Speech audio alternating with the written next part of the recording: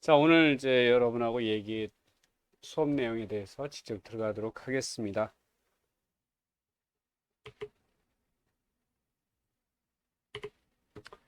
자, 여러분 또 시간 드립니다. 한 10초 여러분에게 드릴 테니까 한번 읽어봐 주시기를 부탁드려요.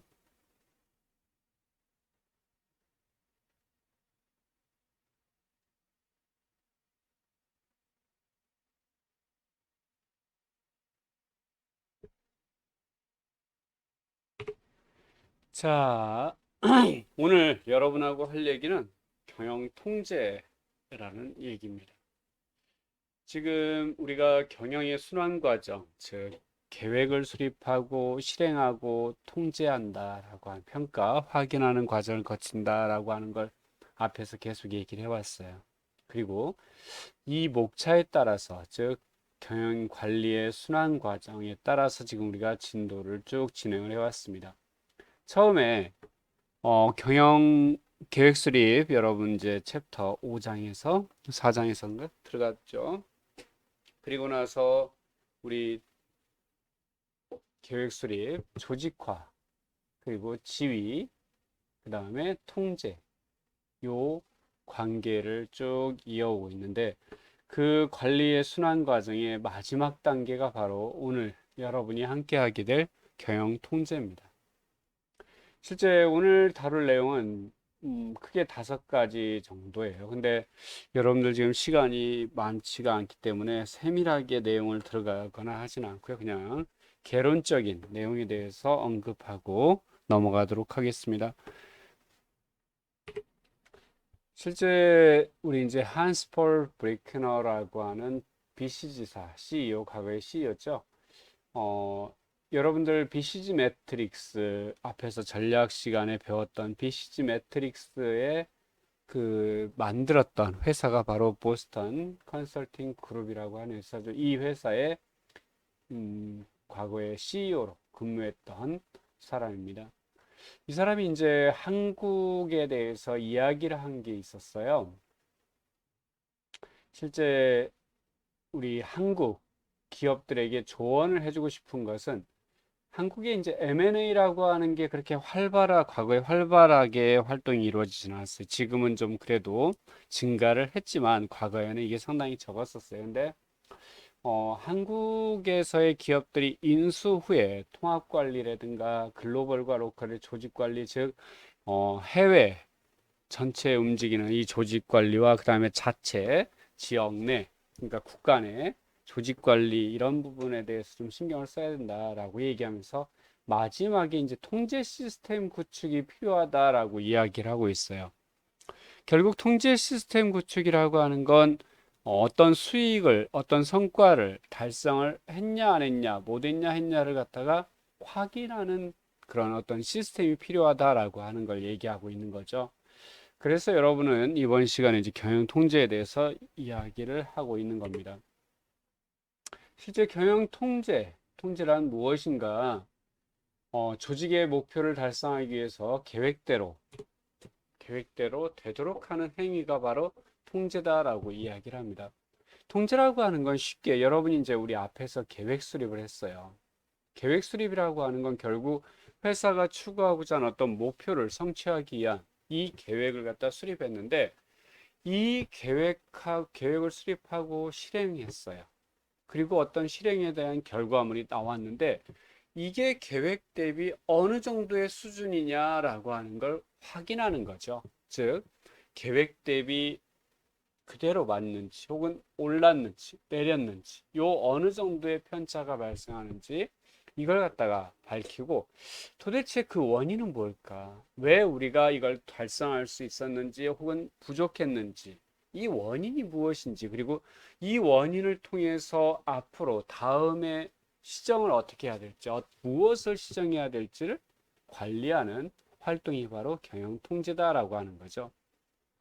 항상 사람도 마찬가지지만 경영 자체에서 가장 중요한 건 목표예요. 조직이 달성하고자 하는 목표가 무엇이냐? 그 목표를 위해서 계획 수립을 했어요. 그리고 실행을 했습니다. 계획대로 실행을 해왔죠. 그리고 나서 실제 이게 지금 그대로 계획한 대로 이루어졌는지, 목표를 달성했는지라고 하는 걸 확인하는 게 바로 통제 활동이다. 그런데 이 통제 활동이라고 하는 건 우리는 이제 일상적으로 여기서 생각하면 마지막에 하는 활동이네. 왜? 계획과 실행의 편차를 확인하니까, 즉 실행 결과의 편차를 확인하니까 마지막에 이루어지는 활동이구나 라고 생각을 할 수 있지만 그렇지는 않습니다. 우리가 계획 수립을 할 때도 실제 사전에 이것이 제대로 되어 있는지라고 하는 걸 확인하죠. 마찬가지로 실행 과정 중에, 실행 중에도 이게 지금 계획대로 계속 실행이 되고 있는지를 확인하는 점. 마지막 결과가 나왔을 때도 우리가 계획한 것 대비 목표를 세우고 이 목표를 향해서 나아가는데 계획한 것 대비 이루었는지, 목표를 달성했는지라고 하는 걸 확인하게 되죠. 이렇게 계획을 수립하는 과정부터 실제 목표를 달성하는 결과, 실행 결과를 뽑아내는 여기까지 전체적으로 과정마다 이 평가라고 하는 건 이루어진다. 여러분한테 이제 했던 얘기가 있었어요. 하루하루를 갖다가 여러분들 오늘 내가 어떻게 보냈는지 계획 수립에서 이제 그때 계획 수립에서 시간 관리 언급하면서 그 얘기를 했던 것 같아요. 여러분이 하루하루를 갖다가 지내오는 과정을 갖다 피드백 해줘라. 오늘 내가 원하는 목표들을 오늘 해야겠다고 했던 일정들을 소화했는지 혹은 이번 주에 일정들을 소화했는지 그걸 하고 나서 체크해보고 그 다음에 내가 잘 이룬 건 무엇이고 부족한 건 무엇인지 확인해보고 내일 거 계획을 세우라라고 앞에서 이제 이야기를 했었는데 실제 마찬가지로 그렇게 과정에서 여러분이 검토하고 하는 과정이 경영에서도 바로 진행이 된다라는 거죠. 자, 우리가 이제 통제라고 하는 거 왜 해야 되냐? 왜 해야 되냐? 실제 어떤 조직이든 이 목표를 달성했을 때 이게 달성됐는지 안 됐는지를 확인하는 과정. 이게 필요하다. 그래서 우리 관리의 순환 과정에서 마지막 단계가 바로 이 통제라고 하는 단계다라고 하는 걸 이야기했었습니다. 그리고 이 통제가 있었기 때문에 마지막 결과에 대한 확인 과정이 있기 때문에 다음에 계획을 세울 때 다음 이제 또 이 PDS 사이클이 계속 돌아가니까 다음에 계획 수립할 때 거기에 피드백을 줄 수 있죠. 어떤 부분에서 시정을 해야 된다 라고 하는 걸 피드백을 줄 수 있다라는 거죠. 또 하나 이런 통제라고 하는 게 실제 확인을 하는 과정이다 보니까 생산성이 영향을 미치더라라고 하는 거죠. 우리 이제 생산성에 큰 영향을 미친다는 게 대표적인 게 여러분들 이런 게 있어요. 주야간 2교대 이제 교대 근무를 하는 조가 있었어요. 그래서 일반적으로 이제 주간 근무자, 낮에 근무자들이 회사에서 나가면서 자기들이 오늘 10개를 만들었다라고 하는 걸 공장 입구에다가 분필로 크게 써놨습니다. 물론 이제 첫날 쓴 거는 이 직원들이 쓴 게 아니었고요. 그 회사의 공장장이 10개라고 하는 걸 딱 표시를 해놨어요. 자, 그랬더니 저녁에 이제 근무조들이 들어오죠. 그랬더니 이게 이제 공장의 입구인데 공장의 입구에 10개라고 하는 큰 숫자가 있어요. 이게 뭐지? 서로 이제 물어보자. 주간 근무조가 오늘 만든 개수래. 그랬더니 이 야간 근무조가 아침에 근무가 끝나고 나가면서 거기다 뭐라고 썼어요? 11개라고 썼어요. 그랬더니 다음 날 또 낮에 근무자, 주간 근무자죠? 주간 근무자가 이걸 보고, 그래? 그럼 자기들은 또 그날 저녁에 12개까지. 심지어 또 밤에 나오면서 13개. 물론 이게 무한대로 계속 가지는 않아요. 그런데, 자, 이렇게 어떤 계획이라고 하는 게, 목표라고 하는 게 정해졌을 때 그 구성원들이, 저쪽에가 몇 개를 만들었어? 즉, 우리한테 뭘 줬어요? 피드백을 줬죠. 그러다 보니까 우리의 생산성을 더 올린다라고 하는, 즉, 생산성에 영향을 미치는 작용도 한다라는 거죠. 마찬가지로 이게 이제 조직에서 실제 각각의 역할들에서 해야 될 수 있는 역할이 뭐냐. 즉, 이 목표를 달성하기 위해서 각각의 실제 부서, 실무부서에서 무엇을 할 수 있냐, 성과를 달성하기 위해서 그에 대한 어차피 시정 활동도, 이게 지금 너무 중앙 집권화돼 있다. 우리 앞에서 조직화에서 얘기했죠. 너무 의사결정이 집권화돼 있다. 그러니까 그래서 우리가 목표를 달성을 못했다. 이게 각각이 좀 필요한 것. 그 자리에서 바로 구성원들이 의사결정을 할 수 있게끔 권한을 좀 분산시킬 필요가 있다라고 하는 걸 뭐 할 수도 있는 거고요. 또 하나가 권한이 분산된다라고 하는 건 결국 실제 각각의 실무 담당자 각 부서에서 환경 변화에 바로바로 대응할 수 있는 여건을 만들어주기도 합니다. 여러분 알다시피 기업 환경이라고 하는 게 자꾸만 변화되고 있어요. 그러다 보니까 거기에 맞춰서 뭔가 실제 통제 활동, 실제 어떤 결과를 달성했는지 이거에 대한 결과 확인이 더욱더 이제 중요해지고 있죠. 그러다 보니까 이런 시스템이 점점 더 세밀화되고 정교화되고 하는 과정으로 가고 있다라는 겁니다. 자, 우리가 이제 통제의 기준, 실제 어느 정도를 달성했냐, 우리가 그 표준이라고 하죠. 표준이라고 하는 건 실제 어느 정도 생산 수량이 아까 얘기했던 대로 뭐 10개, 11개, 12개 이렇게 하듯이 생산 수량이라고 하는 게 있고 작업 시간을 갖다 따질 수도 있어요. 저기에 작업 시간 하나 만드는데 걔네 자동차 한 대 만드는데 저 팀에서 10분 걸렸어? 우리는 8분 만에 만들 거야. 우리는 7분 만에 만들 거야. 이런 것들이 결국은 작업 시간을 얼마나 단축시킬 수 있냐라고 하는 측면도 있지만 또 불량률이라고 하는 걸 감소시키는 것도 하나의 양적인 어떤 표준이 될 수 있다라는 거죠. 즉 어떤 목표를 갖다가 확인할 수 있는 항목들로서 어느 정도를 달성해야 되느냐라고 하는 것이 이제 수준이에요. 이게 표준이라고도 얘기하죠. 이걸 나타내고 혹은 매출액이 얼마나 늘었냐, 순이익이 얼마나 늘었냐 이런 걸로 실제 수치로 표현할 수 있는 걸 우리는 양적인 표준이라고 얘기하고요. 그다음 질적인 표준이라고 하는 건 조직의 어떤 화목, 구성원들의 어떤 서로 간의 팀워크, 그다음에 신뢰도, 충성심, 회사에 대한 충성심이나 몰입, 그다음에 관리자의 관리 능력 이런 것들은 실제 뭐 여기에 또 외에도 그 구성원들의 학습 능력, 학습 역량 이런 것들은 실제 양적으로 측정하기는 조금 어려운 부분도 있어요. 그래서 이런 건 질적인 수준에서 평가가 이제 이루어지는 거죠. 자, 통제 절차라고 하는 건 이미 앞에서 얘기했지만 조직이 목표라고 하는 게 수립이 되어 있기 때문에 그거에 맞춰서 계획 수립을 했고 그 다음에 실행을 해왔어요. 실행을 하면서 실제 이거에 대한 성과를 갖다 측정을 하죠.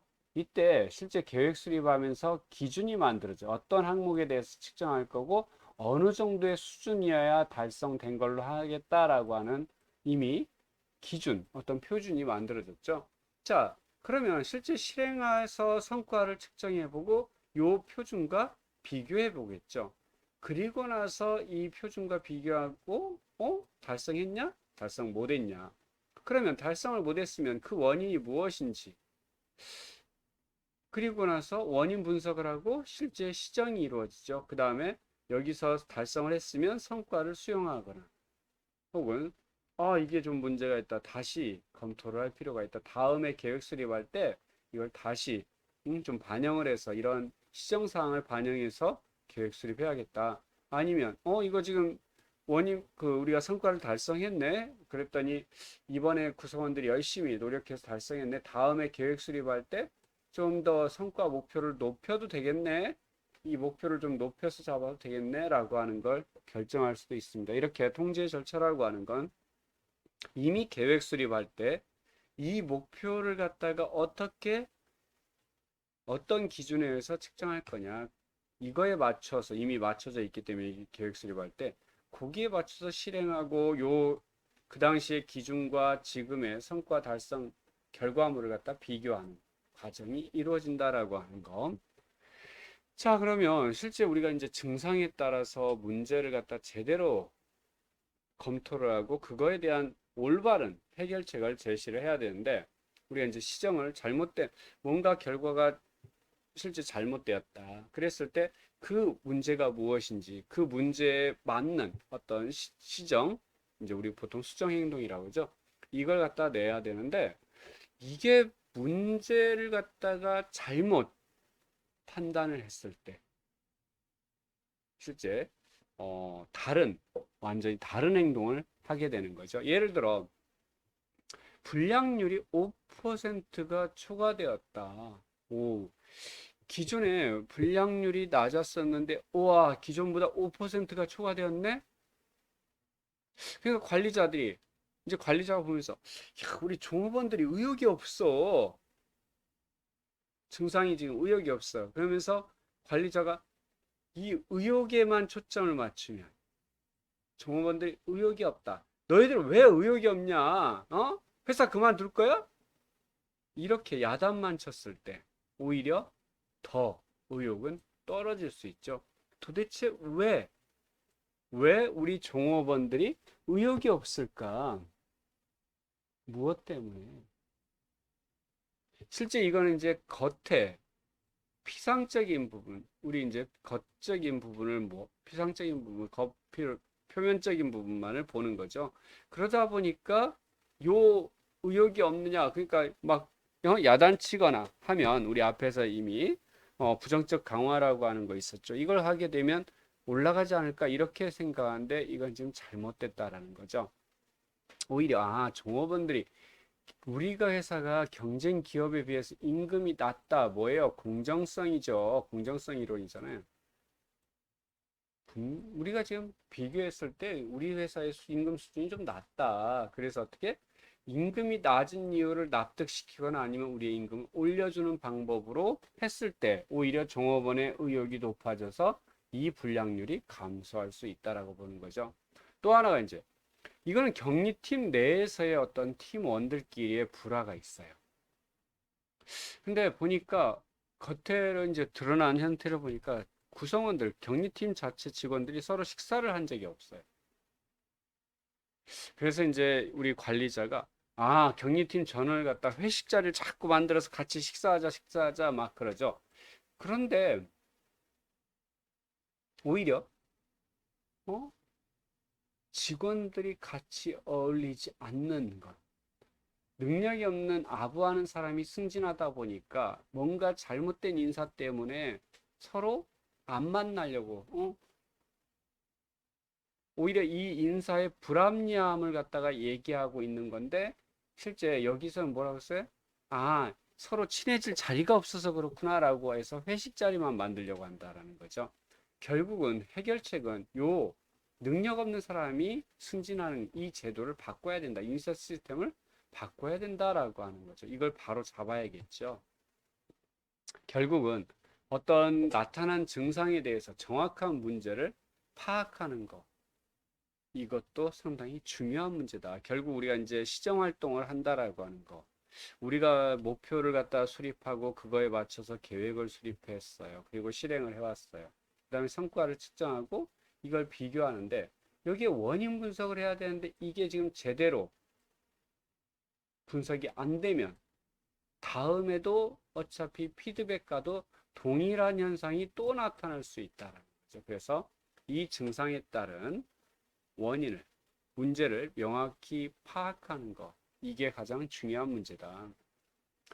실제 이제 아까 통제라고 하는 건 단순히 사후 통제, 즉 결과가 나오고 나서만 하는 게 아니에요. 처음에 업무에 시작되기 전 계획 단계에서 이루어지고 그 다음에 도중에 이루어지고 그 다음에 종료된 결과가 나오고 나서 이루어지는 즉 사전 진행 사후 통제라고 하는 게 이루어진다라고 하는 거죠. 자, 예를 들어 사전 통제라고 하는 건 사전에 그래서 목표 달성을 위해서 사전에 준비를 확인하는 통제로서 실제 요때 제대로 되면 요 뒤에 단계들이 좀 수월합니다. 그래서 각종 통제 시스템을 구축한다. 통제 시스템을 구축한다는 건 결과를 확인하는 앞에서 우리 이제 이 표준이나 이런 것들을 제대로 설정을 해 놓는다는 거죠. 기준을 무엇에 대해서 어떻게 실행해야 되고 어떻게 평가를 하겠다는 거. 그 다음에 물적 인적 자원을 확인하고 교육훈련 필요한 거에 대한 교육훈련을 미리미리 시키는 거. 그 다음에 이제 실제 중간에 이루어지는 업무가 수행되는 도중에 이루어지는 것. 실제 여기에 사전에 구축된 시스템에 의해서 이루어지는 경우에는 더욱 효과가 있다. 실제 중간에 이대로 지금 제대로 잘 진행이 되고 있는지를 확인하는 거죠. 그래서 이거는 이제 실시간 정보들을 확인하는 거죠. 그 다음에 마지막 사후 통제.